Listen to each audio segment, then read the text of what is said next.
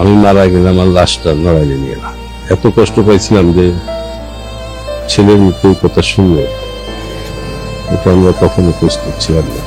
কোনো দেশের খেলোয়াড়, শিল্পী বা লেখকদের কে কোন দল করলো তা দিয়ে নয়, বরং দেশের পক্ষে তারা কি অবদান রেখেছে তা দিয়েই সাধারণত বিশ্বজুড়ে তাদের মূল্যায়ন করা হয়। কিন্তু আমাদের বাংলাদেশের বর্তমান বাস্তবতা সম্পূর্ণ অন্যরকম। এই ভূখণ্ডে এখন লেখক, কবি, শিল্পী এবং খেলোয়াড়রা স্রেফ দলীয় বিবেচনায় নিগৃহীত এবং পুরস্কৃত হন।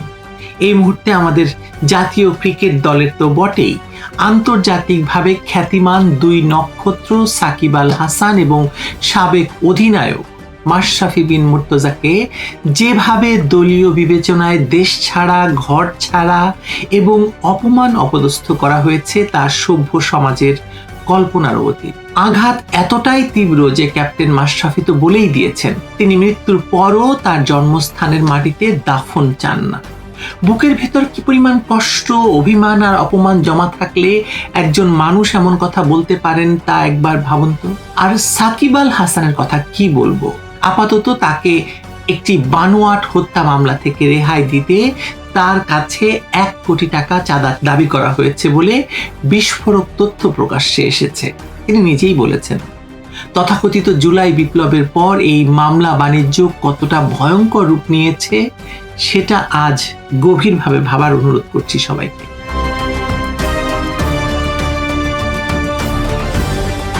ক্রিকেট এক সময় আমাদের শুধু একটি খেলা ছিল না, এটি ছিল কোটি মানুষের আবেগ, গর্ব এবং আত্মপরিচয়ের অবিচ্ছেদ্য অংশ। সেই ক্রিকেটকে বিশ্ব মঞ্চে সম্মানের আসনে বসিয়েছিলেন যে কজন মানুষ, তাদের মধ্যে মাশরাফি বিন মুর্তজা অন্যতম।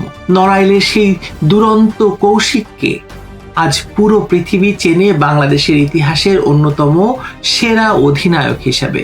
ইনজুরিতে জর্জরিত শরীর নিয়ে একাধিক অস্ত্রোপচারের পরও তিনি দেশের জন্য রক্ত ঝরিয়েছেন, দলকে নেতৃত্ব দিয়েছেন। কিন্তু সেই মানুষটিকেই আজ এমন এক নির্মম বাস্তবতার মুখোমুখি দাঁড় করানো হয়েছে যে তিনি নিজের পিতাকে বলে দিয়েছেন মারা গেলে তার লাশটা যেন নড়াইলে নেওয়া না হয়। অবৈধ ইউনূস সরকার এবং সেই অবৈধ সরকারের বর্ধিত সংস্করণ বর্তমান বিএনপি সরকারের প্রত্যক্ষ এবং পরোক্ষ মদদে জুলাই সন্ত্রাসী এবং উগ্রবাদী গোষ্ঠীগুলো তার নড়াইলের বাড়িটি পুড়িয়ে ছাই করে দিয়েছে। যে মানুষটি নিজের উপার্জনের টাকায় এলাকার জিমনেশিয়াম বানিয়েছেন, রাস্তাঘাট করেছেন, সাধারণ মানুষের পাশে দাঁড়িয়েছেন, তাকে আজ যুদ্ধাপরাধী জামায়াত ইসলামী, তাদের অঙ্গ সংগঠন ইসলামী ছাত্র শিবির, এনসিপি, বিএনপি সকলে মিলে এই সন্ত্রাসীদের রোষানলে পড়ে নিঃস্ব হতে হয়েছে। তার বাবাকে বলতে হচ্ছে তারা খুব কষ্টে দিনাতিপাত করছেন। মাশরাফির বাবা গোলাম মুর্তজার কণ্ঠে আজ যে হাহাকার তা পুরো জাতির জন্য চরম লজ্জার। তিনি জানিয়েছেন তারা আজ পথের ফকিরের মতো জীবনযাপন করছেন, এক প্রকার জেলখানার মতো অন্তরীণ হয়ে পড়েছেন। অথচ মাশরাফির বিরুদ্ধে কোনোদিন কোনো দুর্নীতির অভিযোগ ছিল না। তিনি রাজনীতি করেছেন ঠিকই, সংসদ সদস্য হয়েছেন, কিন্তু দেশের মানুষের অর্থ লুটপাট করেননি। রাজনৈতিক পরিচয়ের কারণে আজ তাকে এই ঘৃণ্য আক্রমণের শিকার হতে হচ্ছে। একজন মানুষ নিজের মাটিকে কতটা ভালোবাসলে সব হারিয়েও সেই মাটির মানুষের বিরুদ্ধে কোনো অভিযোগ করেন না, বরং নীরব অভিমান বুকে চেপে রাখেন।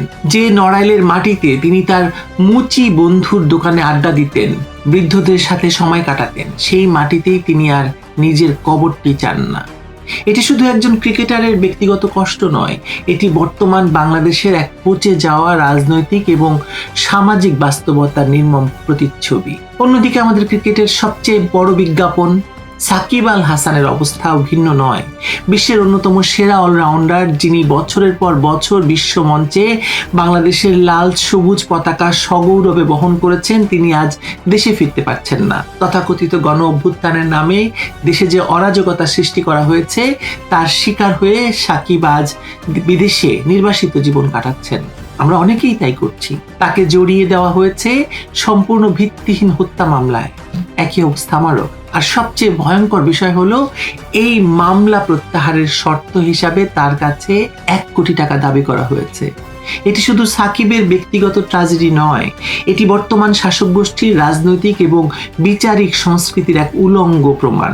একজন বিশ্বমানের তারকার কাছে যদি এভাবে প্রকাশ্যে চাঁদাবাজি করা যায়, তবে সাধারণ মানুষের নিরাপত্তা কোথায় গিয়ে ঠেকেছে তা তো সহজেই আপনারা অনুমান করতে পারেন। সাকিব স্পষ্টভাবে জানিয়ে দিয়েছেন, টাকা দেওয়ার অর্থ হলো নিজেকে অপরাধী হিসাবে মেনে নেওয়া, যা তিনি কখনোই করবেন না। তিনি ন্যূনতম নিরাপত্তার নিশ্চয়তা চেয়ে দেশে ফিরতে চাইলেও বর্তমান বিএনপি সরকার তাকে সেই নিরাপত্তা দিতে সম্পূর্ণ ব্যর্থ হয়েছে। উল্টো মব জাস্টিস বা উন্মত্ত জনতার হত্যার ভয় দেখিয়ে তাকে দেশে ফিরতে দেওয়া হচ্ছে না। এই ঘটনাগুলো বিচ্ছিন্ন কিছু নয়, বরং একটি সুপরিকল্পিত রাজনৈতিক প্রতিহিংসার অংশ। জুলাই সন্ত্রাসীদের দ্বারা সংঘটিত অরাজকতার পর থেকে সারা দেশে এই মামলা বাণিজ্য একটি প্রাতিষ্ঠানিক রূপ পেয়েছে। শেখ হাসিনা থেকে শুরু করে আমার মতো সাধারণ সাংবাদিক, হাজার হাজার নেতাকর্মী, সমর্থক এবং সাধারণ মানুষের বিরুদ্ধে ঢালাওভাবে মিথ্যা খুনের মামলা দিয়ে এখন কোটি কোটি টাকা চাঁদাবাজি করা হচ্ছে। খোদ আন্তর্জাতিক অপরাধ ট্রাইব্যুনালের আইনজীবীর বিরুদ্ধেও এমন চাঁদাবাজির প্রমাণ পুলিশের তদন্তেই উঠে এসেছে। কি প্রমাণ করছে এটা?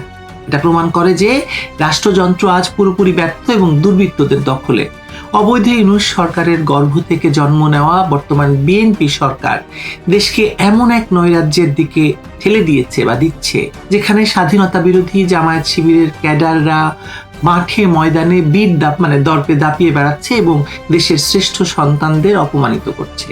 একটি রাষ্ট্র তখনই চরমভাবে অসুস্থ এবং ব্যর্থ হিসাবে পরিগণিত হয় যখন সে তার আপন নায়কদের সম্মান এবং নিরাপত্তা দিতে পারে না। রাজনৈতিক তত্ত্বের ভাষায় একে আমরা বলতে পারি মবক্রেসি বা ভয়ঙ্কর উন্মত্ত তৌহিদি জনতার শাসন, যেখানে আইনের শাসন ভুলুণ্ঠিত হয় এবং গায়ের জোরই পরিণত হয় একমাত্র আইনে।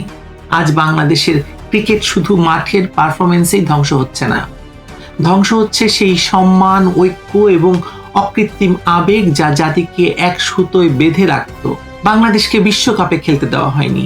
এই আসিফ নজরুলের মতো একটা কুলাঙ্গার লোক সেই বাংলাদেশকে ভারত বিরোধিতার নামে বিশ্বকাপে খেলতে দেয়নি। তামিম ইকবালের মতো খেলোয়াড়রা অভিমান নিয়ে দূরে সরে গেছেন। মাশরাফি জন্ম মাটির প্রতি চরম অভিমানী, আর সাকিব দেশে ফিরতে আতঙ্কিত। তামিম ফিরে এসেছেন, তামিমকে ফিরতে দেওয়া হয়েছে, কিন্তু সাকিব এবং মাশরাফির অবস্থা তো বুঝতেই পারছেন।